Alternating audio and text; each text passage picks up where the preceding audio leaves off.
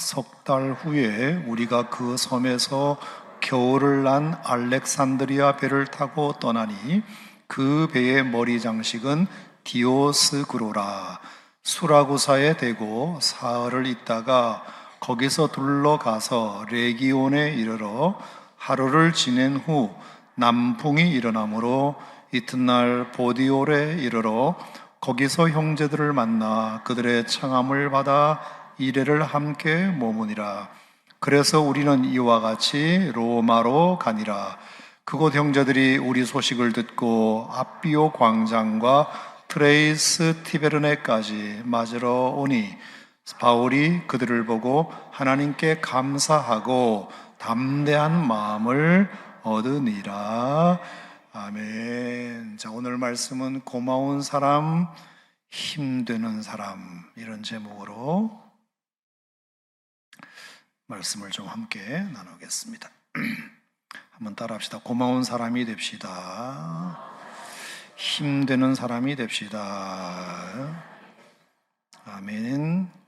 누군가에게 짐이 되는 사람이 되지 말고 힘이 되는 사람이 돼야 되겠죠. 또 여러분을 생각하면 참 그분은 내게 이런 은혜를 주신 분이라는 고마운 마음이 들어야지 그런 마음이 들지 않고 내가 그 사람 만나서 피해만 봤다, 손해만 봤다, 그런 마음이 들게 하면 인생을 잘 살았다고 볼 수는 없겠죠. 특히 우리가 예수 믿는 사람이고 또 교회에서 직분을 가진 사람이라면 어쨌든 우리가 하나님께도 잘 해드리는 것이 중요하지만 여러분 주변에 있는 사람들에게 어쨌든 고마워하는 존재, 또 힘이 되는 존재가 되셨으면 좋겠습니다. 자, 이제 바울의 배가 이제 멜리데라는 섬에서 석 달 이제 겨울을 보내고 드디어 이제 멜리데라는 섬을 떠나게 됩니다. 멜리데는 오늘날의 몰타 공화국이라고 말씀을 드렸죠. 자, 지난주에 우리가 봤듯이 이 멜리데 사람들은 신앙심이 있었다기보다는 종교성이 강했던 그런 사람들로 보입니다. 그래서 종교성이 많아서 이 바울과 그 276명의 뱃사람들을 잘 대해주긴 했지만 위로와 도움이 필요한 276명을 위해서 하나님은 그들의 종교심도 사용하셨다는 것이 참 재미있습니다. 여러분, 제가 5시간 기도회 때도 말씀을 드렸다시피 믿음으로 사는 사람에게 또 하나님께 기도하는 사람에게는 하나님께서 우리를 위해서 당신께서 동원 가능한 모든 재화와 용력을 다 동원하셔서 하나님의 믿음의 사람들에게 맞춤형으로 축복해 주시고 기도의 사람들에게 응답해 주신다. 저는 그렇게 생각합니다. 여러분, 멜리데 사람들이 신앙심이 투철했던 것이 아닙니다. 그들은 하나님을 몰랐던 사람들입니다. 그런데 어쨌든 바울과 함께 276명이 배 타고 가서 정말 표류하듯 그 섬에 도착한 사람들을 하나님이 그렇게 준비해 놓은 사람들처럼 친절을 베풀게 하고, 그리고 뭐라고 되어 있죠? 10절에 보면 우리를 대접하고 떠날 때 우리의 쓸 것을 배에 실어 주었다. 3개월 동안 거기에 머물게 하고 잘 대해준 것도 감사한데 배를 이제 출항할 때에는 쓸 것을 배에 실어 주었다. 정말 하나님의 사람들이 가는 곳에 이런 놀라운 기적들이 있다는 것이 참 감사하기 이를 데 없습니다. 뿐만 아니라 석 달 후에 우리가 그 섬에서 겨울을 난 알렉산드리아 배를 타고 다녔다.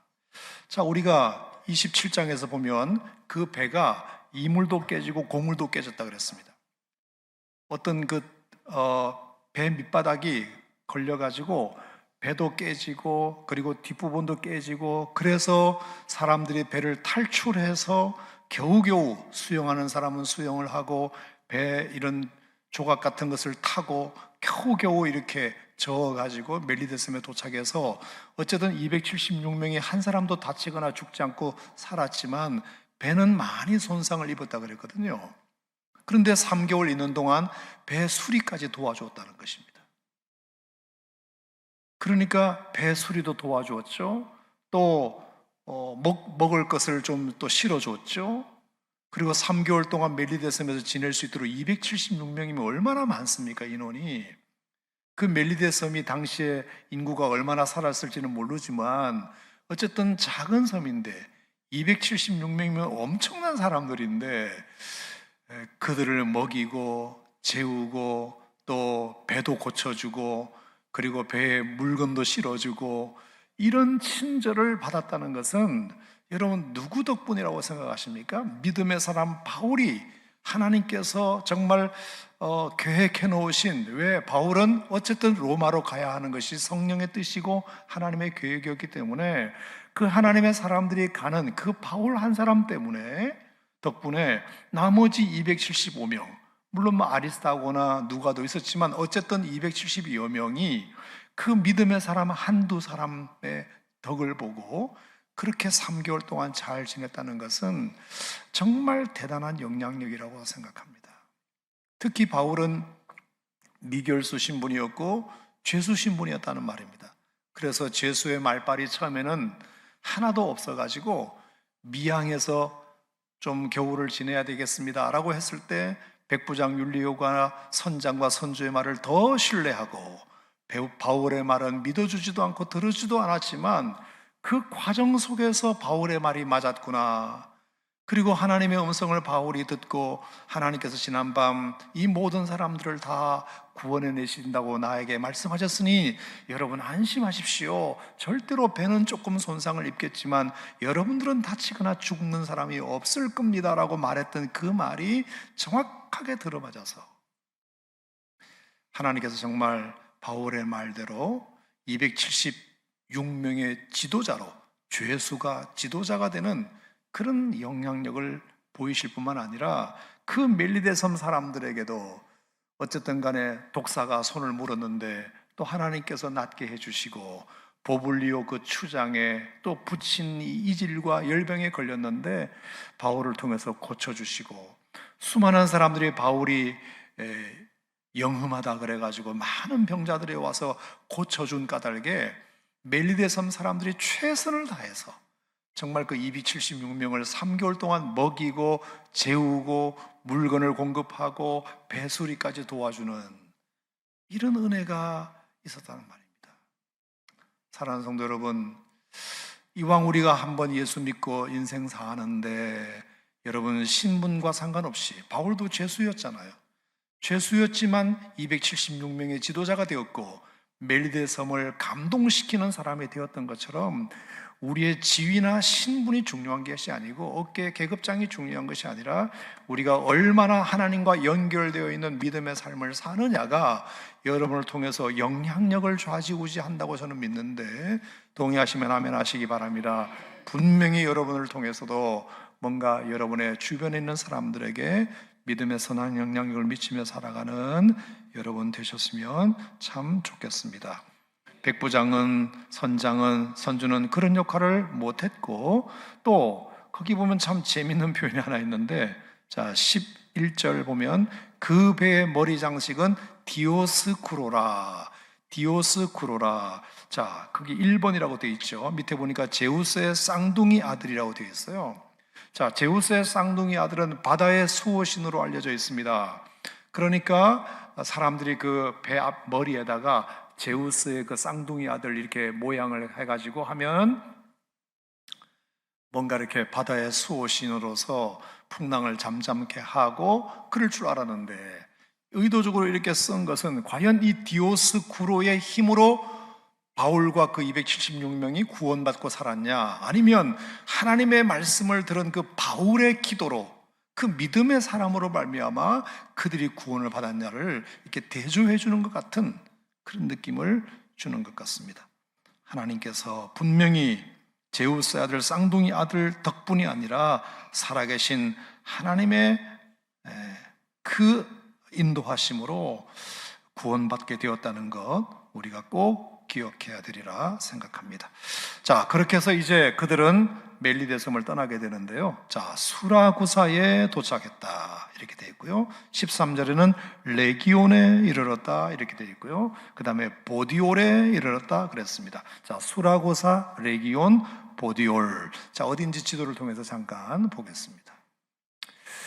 자, 빨간 행로가 이제 바울의 로마 여행의 행로인데요. 자, 가이사랴에서 오른쪽 밑에서부터 출발해 가지고 원래는 구부로서 밑으로 가려고 했는데 너무 풍랑이 세 가지고 이게 육지를 좀 끼고 섬을 한 바퀴 돌아서 가다가 무라에서 배를 갈아타고, 그래서 아드라 무테노 배를 타고 갔다가 알렉산드리아 배로 갈아타고 밀려서 그리데 섬을 지나서, 그리고 풍랑을 만나서 고생하다가 14일 만에 왼쪽 제 그림 바로 위에 있는 멜리데에 도착을 했고, 그 다음에 그 멜리데 섬에서 조금 위에 보면은 그 이태리 반도 여자 그 구두 부츠 모양의 생긴 그 앞부분에 섬이 있어요. 유명한 시칠리 섬입니다. 시칠리 섬. 그 시칠리 섬에 가장 수도가 수라구사죠. 펠로폰네소스 전쟁이 발발했던 장소죠. 자, 그 다음에 수라고사에서 배를 타고 레기온 보이시죠? 레기온은 레기오 칼라브리아, 지금 이름은 그런데 이태리 반도의 구두 끝자리 레기온에 이르렀고, 거기서 다시 이제 배를 타고 보디올, 지금의 지명은 포추올리, 나폴리 항구의 서쪽 항구인 보디올에 도착하게 됩니다. 자, 이 보디올에 도착했다는 것은 이제 드디어 길고 긴 항해가 끝이 났다, 그런 뜻입니다.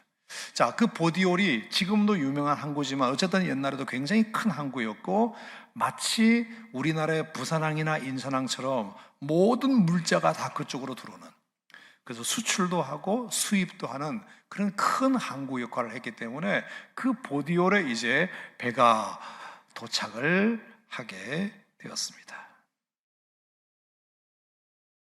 예, 이제 지도를 내리면 되겠고요. 자, 이제 보디올에 도착을 했기 때문에 이 보디올에 도착했다는 것은 길고 긴 그 지루한 항해가 끝이 났다는 뜻이고, 이제 로마까지의 육로 여행만 남았다는 의미가 됩니다. 자, 그러니까 지금까지 우리가 그 여정을 돌아봤듯이 얼마나 뱃사람들도 그렇고 바울도 고생을 했겠습니까? 겨울 항해는 절대로 좋은 선택이 아니라고 바울은 생각했지만, 자신의 발언권이 없다 보니까 그 죄수들, 그 하도 로마 측에서 죄수들을 빨리 보내라고 하는 바람에 그 죄수들에게 묻혀서 끼어가지고 바울도 함께 그 배를 탈 수밖에 없었던 그런 이유로 이제 항해가 시작되었고요. 무라까지 고생을 하고, 또 배를 갈아타고도 고생을 하고, 그레데섬 미항에 겨우 도착했지만 미항에서 나자고 했는데 굳이 백부장과 선장과 선주가 베닉스로 가야 된다고 하는 바람에 배를 잘못 띄웠다가 베니스로 가보지도 못하고 유라굴로 광풍을 만나서 그 멀미에, 그 죽음에 대한 두려움에 얼마나 많은 고생을 지금까지 했는지 모릅니다. 하지만 바울에게는 하나님께서 한 배를 탄 너희들을, 저 사람들을 다 너희에게 붙였다 이렇게 말씀을 하셔서 바울은 그들을 안심시키려고 하나님으로부터 받은 말씀을 그들에게 전하게 되었습니다만, 어쨌든 간에 하나님으로부터 말씀을 받아서 절대로 배는 손상을 입겠지만 너희들의 생명은 하나님께서 한 사람도 다치거나 죽지 않도록 보존할 거라고 본인이 말은 했지만, 여전히 흔들리는 그 배의 상황을 통해서 이 말이 정말 맞나? 내가 하나님으로부터 잘못 받은 말씀이 아닌가? 이런 여러 가지 갈등들도 많이 있었겠지만, 어쨌든 하나님께서 멜리데에 도착하게 하시고 그들로부터 환대를 받게 하시고, 그렇게 해서 바울도 정말 천신만고 끝에 276명과 함께 이제 보디올에 도착을 하게 된 것입니다. 자, 여기까지 전반부가 끝났다고 하면 이제 사실은 더 중요한 것이 남았을 수도 있습니다. 왜냐하면 이제 드디어 이 보디올에서 육로를 거쳐서 약 220km 정도 떨어진 로마로 가게 되면 이제 그에게 기다리는 것은 재판이었기 때문입니다. 아직 미결수 상태였기 때문에 재판을 기다리고 있는 그 로마를 향하여 이제 220km를 가야 하는 그런 상황이 바울에게는 직면하게 되었습니다. 지치고 고단하고 긴장된 바울의 심정이 사실 이 보디올에서 만감이 교차하는, 지금까지도 고생하면서 전반부가 쉽지 않게 달려왔지만 이제부터 육로를 향해서, 육로를 통해서 로마까지 가는 나머지 200여 킬로가 바울을 어쩌면 더 긴장하게 만들고 두렵게 만들고 또 초조하게 만드는 여정이 될 수 있습니다. 왜냐하면 로마에서 자신에게 어떤 일이 닥치게 될지는 아무도 예상할 수 없었기 때문입니다. 자, 그런데 이 보디올에 이 도착한 이 바울의 일행에게 정말 생각지도 않는 놀라운 일이 일어나게 되는데요. 자, 오늘은 그것을 여러분과 함께 나눠보도록 하겠습니다. 자, 보디올에 이르러 14절, 우리 한 번 더 읽어볼까요? 14절 시작. 거기서 형제들을 만나 그들의 청함을 받아 이레를 함께 머무니라. 그래서 우리는 이와 같이 로마로 가니라. 자, 거기서 누구를 만났다고요? 형제들을 만났다. 자, 여기서 말하는 형제란 그리스도인들을 말하는 거겠죠. 그 보디올에 생각지도 않았던 예수 믿는 사람들이 있다는 사실을 알게 된 것입니다.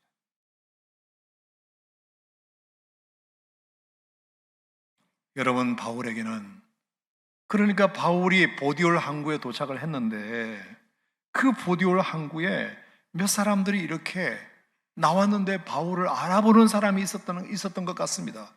그래서 어떻게 저 사람들이 나를 알지? 라고 생각했는데 어떻게 수소문을 해서 들었는지, 핸드폰도 없고 카톡도 안 되던 시절에 바울이라는 사람이 그 배를 타고 보디올 항구에 도착한다는 사실을 어떻게 알았는지는 모르겠지만, 더 신기한 것은 그 보디올에 어떻게 그리스도인이 있게 됐는지는 모르겠지만 거기서 형제들을 만났다는 것이 얼마나 바울에게 위로가 되고 용기가 되고 힘이 되고 고마운 일이었을까. 어떻게 이곳에 믿는 사람이 있지? 여러분, 제가 이것은 제가 이제 해군에서 오랫동안 좀 있었으니까 이제 배 탄 얘기를 몇 번씩 드렸는데, 아무튼 제가 1999년인가요? 이제 경상남도 진해항을 출발해가지고 군함 세 척이 이제 해외 순항 훈련이라는 것을 이제 3개월 동안 떠나게 됐는데, 처음에 도착한 곳이 이제 베트남의 호치민 항구에 한 6박 7일인가 7박 8일인가 하여튼 일주일 내내 가가지고 베트남의 호치민에 도착을 했고요. 그 다음에 갔던 곳이 태국의 방콕으로 갔다가 그 다음에 인도네시아의 수라바야라는 항구가 있습니다. 수라바야라는 항구 도시가 있어요. 그 수라바야라는 항구를 이제 거쳐서 그 다음 간 곳이 어디냐면은 솔로몬 군도라고 있습니다. 솔로몬 군도 들어보셨나요? 몰라요? 그 파푸아 뉴기니 가는데 보면은 그 호주 위에 보면 아주 작은 섬나라가 있어요. 솔로몬 아일랜드. 그 솔로몬 아일랜드의 수도가 호니아라인데, 호니아라에 도착해 보니까 30분이면 수도를 걸어서 다 돌아요. 걸어서 30분이면 호니아라를 다 돌아볼 정도로 아주 작은 섬나라거든요. 그리고 거기서 이제 출항을 해서 이제 시드니, 오클랜드, 피지, 수바, 아메리칸 사모아, 괌 이렇게 이제 돌아왔는데, 제가 드리고 싶은 말씀은 호니아라라는 작은 도시, 정말로 작은 섬나라. 우리가 수라바야 항구에 출발해가지고 호니아라까지 가는데 10박 11일을 갔어요. 10박 11일을 정말로 쉬지 않고 달려서 굉장히 파도도 셌었고, 그리고 10박 11일의 그 지루한 항해, 가도 끝이 없고, 눈 뜨면 바다고 또 눈 뜨면 바다고, 섬 하나 안 보이고, 물론 이제 돌고래 같은 것이 옆으로 따라오기도 이렇게 했지만 어쨌든 간에 너무나 지루한 항해 끝에 생전 2번 다시 안 가보게 될 솔로몬 아일랜드라는 데를 갔는데요. 정말 기대도 안 했거든요. 근데 호니아라 항구에 도착을 했는데 그 부둣가에 한국 사람이 태극기를 들고 우리를 환영하는 거예요. 깜짝 놀랐습니다. 솔로몬 아일랜드에 한국 사람이 있다는 것도 기대도 안 했는데 알고 보니까 7가정 28명이 거기 살더라고요.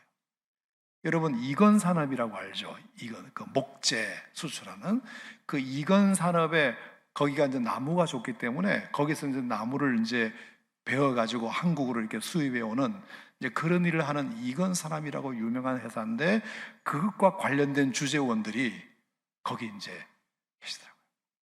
더 감사한 것은 그 7가정 모두가 다 기독교인이에요. 기독교인.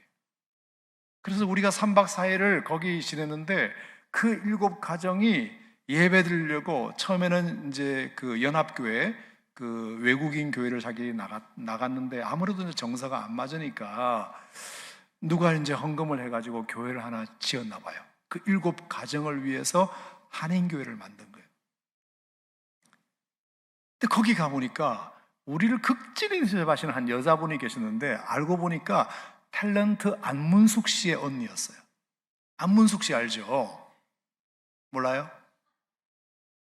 약간 남자처럼 이렇게 그 안문숙 씨 그분 언니가 거기 살더라. 거기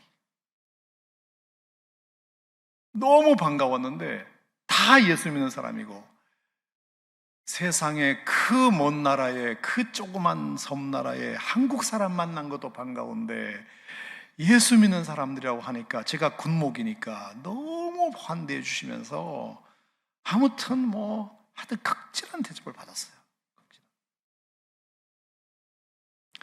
오랜 항해 끝에 보디얼이라는 항구에 바울이 도착했는데 거기서 정말 생각지도 못했던 형제들을 만난 그 기쁨을 저는 조금 알 것 같아요.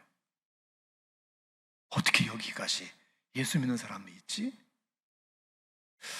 여러분, 성경 어디에도 이 보디올에 어떻게 예수 믿는 사람이 생겼는지에 대해서 역사적으로 증명할 방법이 없지만 추론컨대 사도행전 2장에 보면 마가다락방에서 성령 운동이 있어서 정말로 마가다락방에서 정말 성령의 역사가 강력하게 일어났을 때 거기 보면 각지에서 온 사람들이 거기 이제 함께 그 집회에 참여를 했는데 모두가 각기 방언으로 이제 말하기를 시작했다고 되어 있잖아요.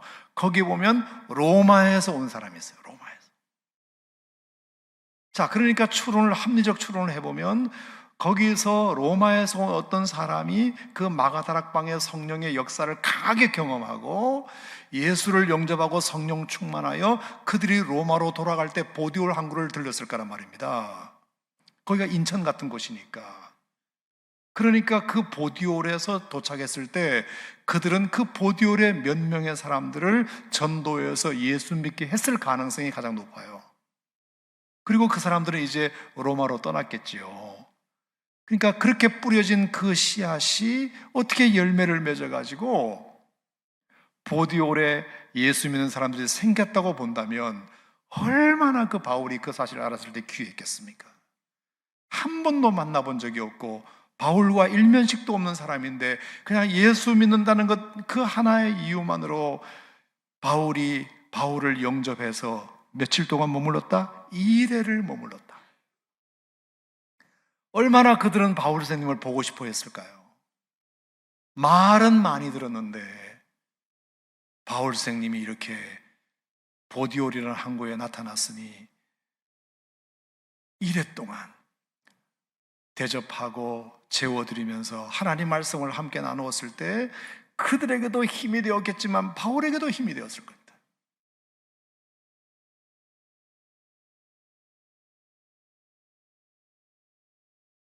저는 충분히 상상할 수 있어요. 얼마나 위로가 되었을까. 생각지도 못한 반가움에, 생각지도 못한 영접과 환대에.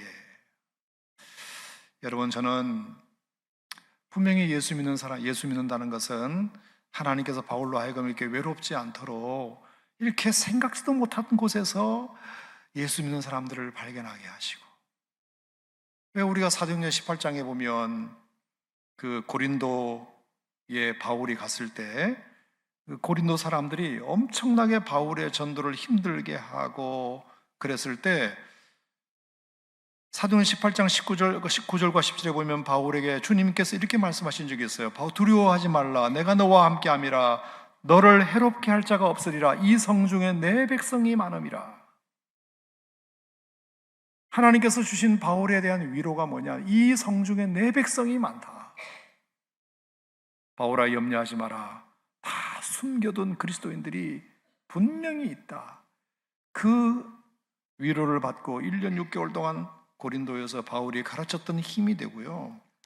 열왕기상에도 보면 엘리야가 19장 14절에 오직 나만 남았거늘, 그가 호렙에 도착해 가지고 얼마나 힘들었는지, 그 오직 나만 남았거늘, 하나님 믿는 사람이 나밖에 없네요, 나 너무 외로워요, 그랬을 때 19장 18절에 아니다, 바알에게 여전히 무릎 꿇지 않은 7,000명이 있다. 7,000명이 있다. 사랑하는 성도 여러분, 하나님께서 분명히 이렇게 믿는 사람들을 여러분 주변에 붙여주셔서 여러분도 위로를 받고 그들도 여러분 덕분에 위로받고, 이것이 정말 예수 믿는 기쁨이 아닌가, 그런 생각을 하게 됩니다. 여러분, 예수님도 십자가에서 달려 돌아가실 때 정말 아무도 모르는, 아무도 없는 정말 쓸쓸한 그 십자가의 고통 가운데 있을 때, 아니 한편 강도가 그렇게 말을 하게 될 줄이 어떻게 알았겠습니까? 내가 보니 당신은 정말 이렇게 죽을 사람이 아니신데 어떻게 이렇게 십자가에, 우리는 죄인이 맞지만 당신은 우리의 구원자가 틀림없다, 그러면서 그 예수님을 알아보고 당신의 나라에 임할 때 나를 좀 기억해달라고, 비록 나는 죄 많은 사람이고 죽어 마땅한 정말 죄인이지만 당신은 예수 그리스도시고 하나님의 아들이시고 세상의 구원자로 오셨다고 한다면 부끄럽지만, 부끄러운 구원이지만 내가 죽음을 앞두고 당신에게 내 영혼을 의탁해도 되겠냐 했을 때 얼마나 예수님에게 그게 위로가 되었겠습니까? 제자들도 떠나고 믿었던 제자들 다 떠난 상태에서 이 한편 강도가 죽어가는 예수님에게 위로가 될 줄이야 어떻게 알았겠습니까? 얼마나 예수님이 기쁘셨는지, 그래 오늘 네가 나와 함께 낙원에 있으리라. 여러분, 힘들고 어려울 때 우리가 분명히 아무도 없는 것 같지만 누군가 또 곁에서 여러분들을 위해서 기도해주고 중보해주고 힘이 되고 위로가 되는 사람이 분명히 있으리라 저는 믿고요. 누군가에게 여러분도 그런 존재가 되기를 주님의 이름으로 축복합니다. 자, 근데 여기서 끝나지 않았어요. 자, 거기서 형제들을 만나 그들의 청함을 받아 이레를 함께 머물게 되는데요. 참 재밌죠? 자, 276명이라는 사람이 이제 보디올에 도착했습니다. 거기는 상인들도 있지만 로마로 가야 할 이제 이미 기결수, 살인, 사형을 언도받은 죄수들도 있다고 그랬어요. 그런데 그럼 이 죄수들은 이레를 바울이 머무는 동안 어떻게 했을까? 제가 이렇게 성경 이렇게 뭐 주석이나 참고서를 찾아봤는데 마땅한 답이 없어요. 아마 제 추측에는 이랬던 것 같습니다. 로마 정부에서는 지금 분명히 빨리 죄수가 오기를 기다리고 있었기 때문에 백부장 율리오는 틀림없이 이 죄수들을 7일 동안 바울을 기다릴 수는 없으니까 분명히 하룻밤 정도 머문 다음에 로마로 직행했으리라고 생각합니다. 그리고 상인들은 이제 짐도 내려야 되고 하니까 각기 자기 길로 다 갈 길로 흩어졌겠죠. 자, 그러면 백부장 율리오는 도대체 다른 죄수들을 데리고 로마로 미리 출발해서 떠났다면 왜 바울을 데리고 가지 않았을까? 바울도 죄수잖아요. 기결수는 아니지만 어쨌든 미결수 신분이고 죄수 신분인데 왜 바울은 이래 동안 머물도록 허락했을까? 그건 우리가 충분히 상상할 수 있어요. 이미 지난 3개월 동안 배를 타면서 백부장 율리오가 바울은 범상치 않은 사람이라는 것을 알았고 죄수이지만 그는 믿을 만한 사람이라는 것을 알았기 때문에 저는 그런 생각을 했어요. 백부장이 바울에게 당신, 내가 먼저 이 죄수들을 데리고 로마로 갈 테니까 당신은 언제까지만 로마에 도착해달라 라고 자유를 주지 않았을까 생각합니다. 자유. 여러분, 어떤 사람이 죄수에게 자유를 줍니까? 그러지 않고서는 바울이 7일 동안이나 그 형제들과 머물러 지낼 수 있는 것을 누가 허락해 주겠습니까? 죄수인데. 그만큼 영향력이 있는 거죠. 여러분, 우리가 요셉도 보디발 장군의 이제 그 부인의 어떤 유혹을 뿌려쳤다는 것 때문에 오해를 받아가지고 감옥에 들어갔잖아요. 근데 그 감옥에 들어갔지만 보디발이 어떻게 했죠? 그 보디발에게 모든 죄수를 관리할 수 있는 권한을 맡겼어요. 죄수지만 그 죄수가 뭔가는 다르다는 어떤 느낌을 받으면 그 보디발이 그 죄수의 신분인 그 사람에게 모든 것을 관리하라고 맡길 정도고 되었다고 한다면 이 백부장도 충분히 바울을 지난 3개월 동안 경험했기 때문에 이 바울은 내가 굳이 이 포승줄을 해가지고 끌고 가지 않아도, 내가 데리고 가지 않아도 충분히 어느 시간까지 어디에 도착해달라고 부탁만 해도 이 사람은 자발적으로 올 사람이다. 그리고 바울과 많은 대화를 나누면서 그의 간증과 스토리를 분명히 들었을 거라고 생각합니다. 바울이 자신에게 있는 그 하나님으로부터 받은 하나님의 약속, 네가 로마도 보아야 하리라, 네가 가이사 앞에 서야 하리라. 그러니까 바울은 굳이 포성줄로 끌고 가지 않아도 이 사람은 자발적으로 로마에 올 수밖에 없는 사람이라는 것을 알았고, 지난 3개월 동안 충분히 바울은 신뢰를 주었기 때문에 다른 죄수로 내가 먼저 끌고 갈 테니까 당신 여기서 충분히 형제들과 지내다가 그리고 언제까지만 어느 장소에 도착해달라고 부탁을 했을 가능성이 있어요. 비록 죄수의 신분이지만 이렇게 백부장에게 신뢰를 주었다고 하는 것은 우리 예수 믿는 사람들이 가져야 할 좋은 태도도 배워야 할 태도가 아닌가 생각합니다. 아멘입니까, 여러분? 정말 팥으로 메주를 쏜다고 해도 믿을 수 있는 신뢰를 우리가 주는 것은 예수 믿는 사람들이 이 시대를 사는 우리들에게도 필요한 덕목이 아닌가. 참 그 백부장의 배려도 바울에게 참 힘이 되었을 것이고, 또 보디올에 살고 있는 생각지도 않았던 그 믿음의 형제들도 바울에게 힘이 되었을 것이고. 자, 그런데 더 재밌는 것은 15절입니다.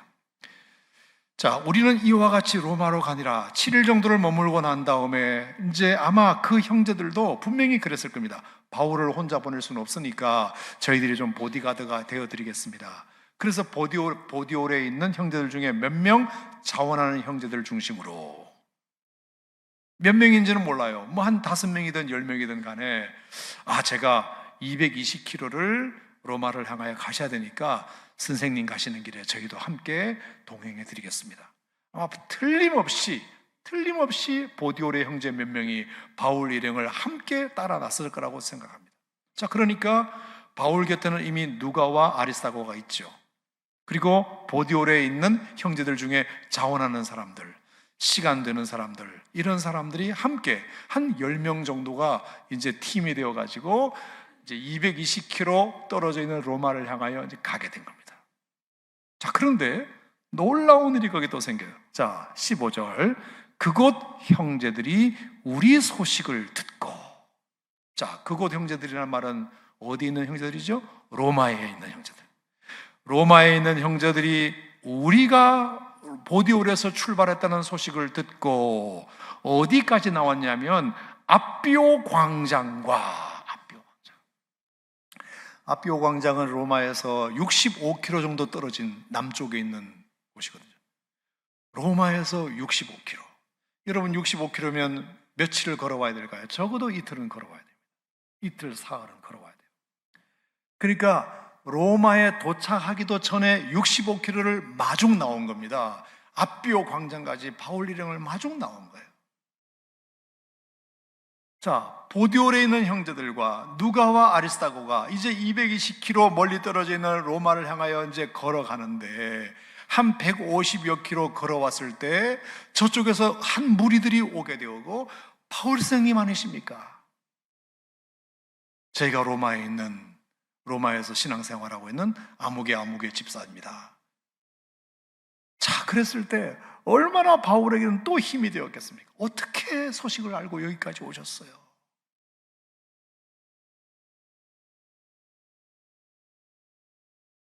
여러분, 누군가 반가운 사람이 여러분 어디 갔을 때 집에서 벨 누를 때까지, 초인종 누를 때까지 기다리는 사람하고, 그래도 여러분 마중을 나와서 버스 정류장까지, 아니면 전철역까지, 아니면 어디 뭐 지하 주차장까지 나오면 반갑잖아요. 너무 감사하잖아요. 나를 환대한다는 느낌이 들잖아요.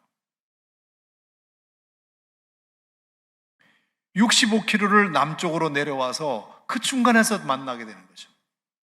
이미 보디올의 형제들과 함께 외롭지 않게 로마를 향하여 가는 것도 너무 감사한데, 생각지도 않게 로마에 있는 한 형제들이 아비오 광장까지 와서 65km를 내려와서 만나게 되었을 때 그 바울의 또 기쁨과 그 얻는 힘이 얼마나 컸을까.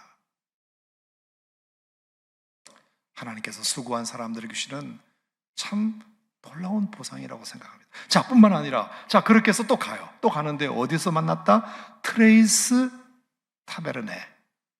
자, 이 트레이스 타베르라는 말은, 트레이스는 3이라는 뜻이고 타베르네라는 말은 여관이라는 뜻인데요, 세계 여관이 있는 곳까지 또 마주가. 자, 이 트레이스 타베르네는 내가 아까 뭐라 그랬죠? 65km라 그랬나요? 잘못 말했네. 자, 아비오 광장까지가 50km고요. 맞아. 65km 맞고요. 그 다음에 트레이스 타베르는 로마에서 50km 정도 떨어진 거예요. 자, 그러니까 15km를 더 간 거죠. 15km를 더 가는데 또 일단의 무리들이 바울생님 아니십니까? 하면 또 한 10명의 형제들이 우르르 내려와서 만나게 된 거죠.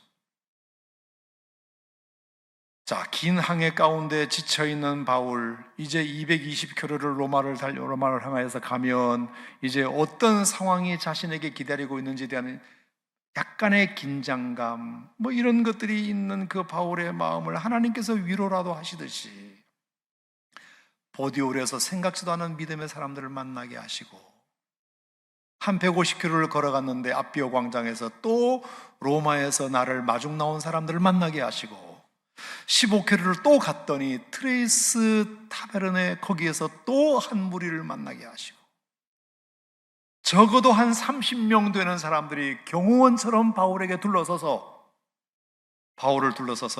로마로 가는 길 외롭지 않도록 바울을 지켜주었다.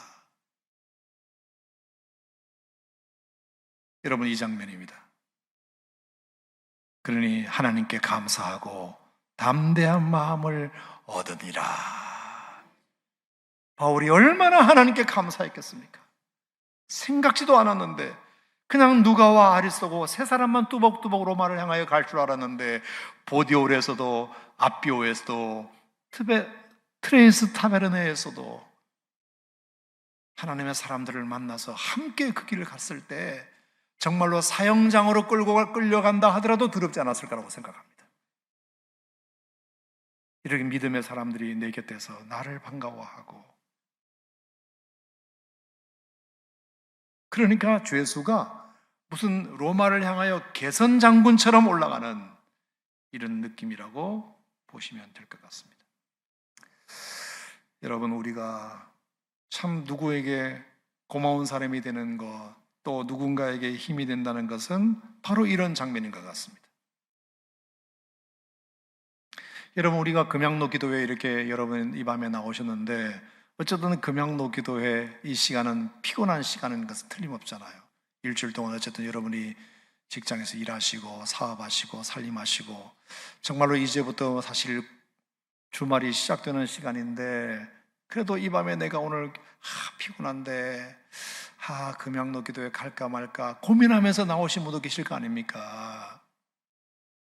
근데 딱 나왔는데 이렇게 많은 사람들이, 이미 와 있는 사람들이 찬양하고 기도하고 말씀 듣고 있는 모습을 보면 여러분이 힘이 나요, 안 나요? 나죠.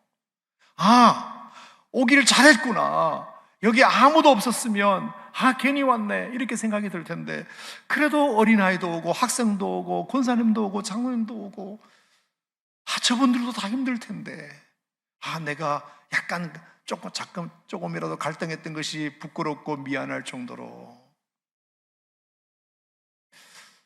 여러분, 우리가 하나님으로부터 힘을 받는 것은 궁극적으로 우리가 힘의 원천에 있는 것은 분명하지만, 우리가 인간인 이상, 사람인 이상, 우리 믿음의 형제 자매들이 우리 서로에게 힘을 주는 것도 분명히 필요하다고 생각합니다.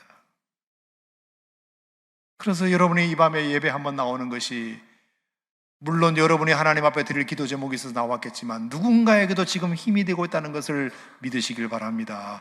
저분도 나오셨구나. 저분도 나오셨구나. 힘이 된다. 나도 나오길 정말 잘했네. 저 양반은 나보다 어쩌면 더 피곤한 인생을 살았을 수도 있는데. 여러분, 사람인 자라는 것이 결국은 나 홀로 설 수 없으니까 누군가가 지지가 되어야 되는 거잖아요.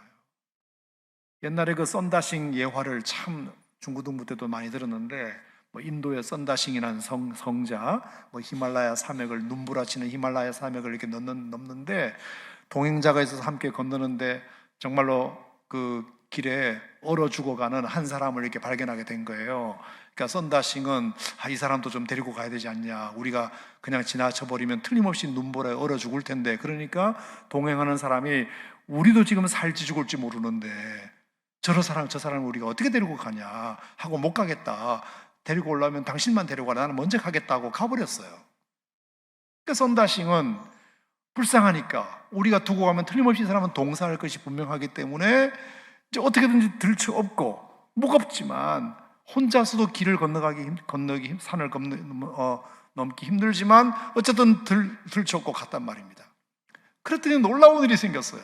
정말 그 추운 눈보라에 사람 하나 업었는데, 그 온기가 사람 하나 업은 것이 전해지면서 몸이 따뜻해지기 시작하고, 또 힘든 이 무거운 사람을 업었기 때문에 힘이 드니까 땀이 나기 시작해서 몸에 점점 열이 생기기 시작하고, 거의 죽어갈 것 같은 그 동사 직전에 있던 사람도 썬다싱이 업었기 때문에 그 따뜻한 가슴을 통해서 뭔가 열이 전해지면서 두 사람이 함께 회복이 되었습니다.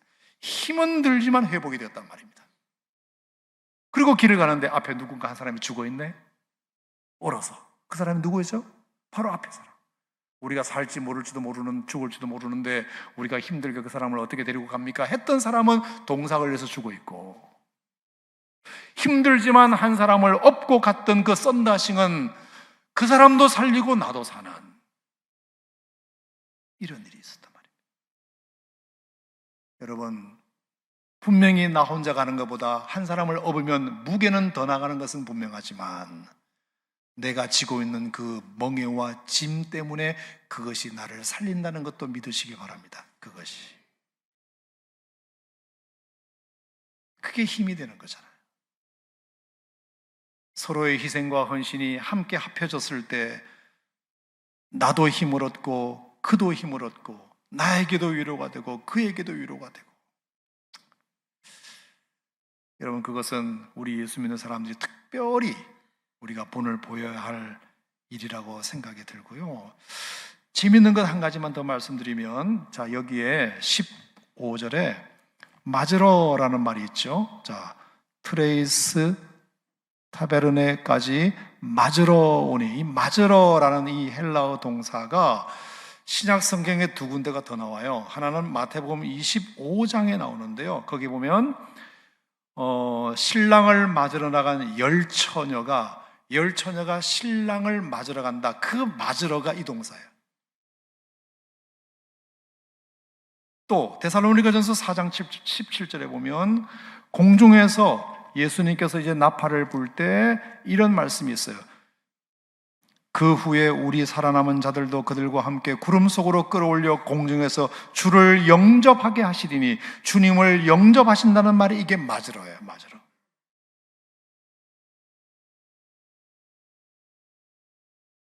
열처녀가 신랑을 맞이할 때 그 맞이한다. 그리고 우리가 죽어서 이제 구름 속으로 끌려 공중에서 주님을 영접한다. 이게 다 영접한다, 맞으러 온다, 그런 뜻이에요. 여러분, 이것은 무슨 의미죠? 아비오 광장에 또 트레이스 타베르네에 이런 사람들을 보자마자 바울에게도 그것이 엄청난 힘이 되었지만 이것은 맞으러 나온 그 사람들에게도 힘이 되었다는 겁니다. 정말로 그들은 외로운 싸움을 로마에서 믿음 하나 지켜내보려고 애를 쓰고 있었는데, 그 로마의 바울이 로마서라는 편지를 쓰면서 브리스길라와 아굴라와 그 집에 있는 성도들에게 문안하라, 그 브리스길라와 아굴라와 함께 신앙의 공동체를 이끌고 있던 그 사람들이 얼마나 힘들게 믿음을 지켜갔겠습니까만, 바울이 로마를 향하여 온다는 소식을 듣고 50km든 65km든 우리가 마중 날아가야 되겠다는 것은 바울에게도 그 사람들은 힘이 되었겠지만 그들에게도 바울은 힘이 되었다. 여러분, 누군가에게 선을 베풀고 누군가에게 도움이 된다는 것은 절대로 나는 손해보고 그는 그만 도움을 얻는 것이 아니고 분명히 나에게도 힘이 되고 위로가 되고 도움이 된다. 저는 그런 생각을 하게 되면서 우리 예수 믿는 사람들이 한 교회 공동체에서 우리가 신앙생활 한다는 것이 바로 이런 것이 우리에게 베니핏이고 정말로 유익이라고 저는 생각해요. 우리가 누군가를 위해서 접대하고 섬기면 섬김 받는 사람만 좋은 것이 아니라 그 섬기는 사람이, 그 섬김 받는 사람이 기뻐하는 모습을 보고 내가 느끼는 기쁨, 그 기쁨도 너무나 크단 말이에요.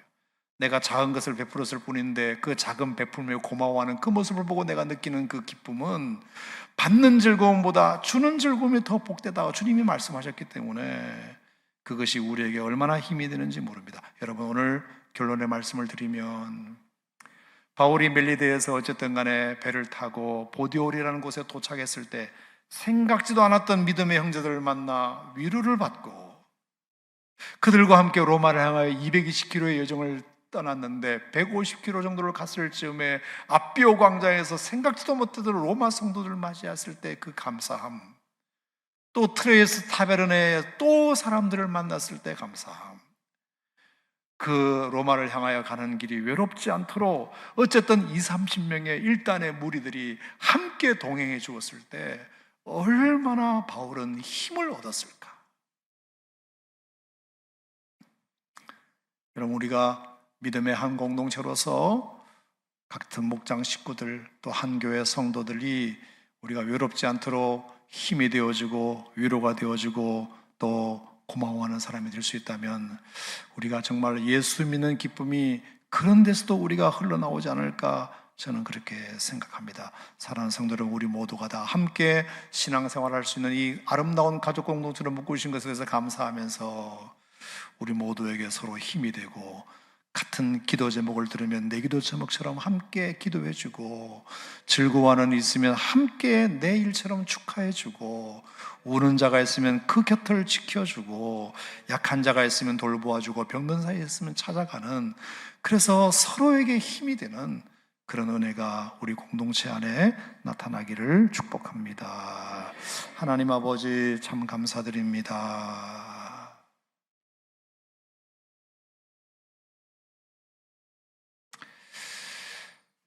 우리를 벌판 한가운데서 홀로 예수 믿게 하지 아니하고 교회라는 가족 공동체에서 신앙생활을 하게 하신 이유는 서로에게 그 영향을 주고받고 서로에게 고마운 사람이 되고 서로에게 위로가 되고 서로에게 힘이 되라고 하나님께서 붙여주셨던 줄로 믿습니다.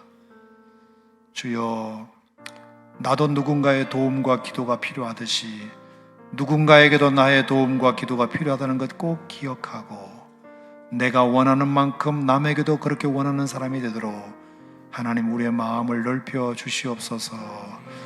정말로 고생하면서 겨울을 지내고 보디올에 도착한 그 바울에게 생각지도 않았던 믿음의 형제들 만남으로 말미암아 바울에게 얼마나 위로가 되었을까, 힘이 되었을까를 생각하고, 우리도 누군가에게 힘이 되고 그것을 통해서 나도 힘을 얻고 또 누군가에게도 힘이 되는 그런 관계들이 우리 교회 공동체 안에서 많이 일어나게 하여 주시옵소서. 특별히 목장 식구들 가운데 하나님이 함께 하셔서 좋은 일을 들으면 내 일처럼 기뻐해주고, 또 기도 제목을 들으면 내 기도 제목처럼 함께 기도해주고, 그렇게 하면서 서로 함께 공동체를 세워가고 그리스도의 몸을 세워가는 하나님의 백성들이 되게 해주시기를 간절히 원합니다. 우리 교회가 그런 사랑의 공동체가 되도록 축복해 주시옵소서. 예수님 이름으로 기도합니다. 아멘.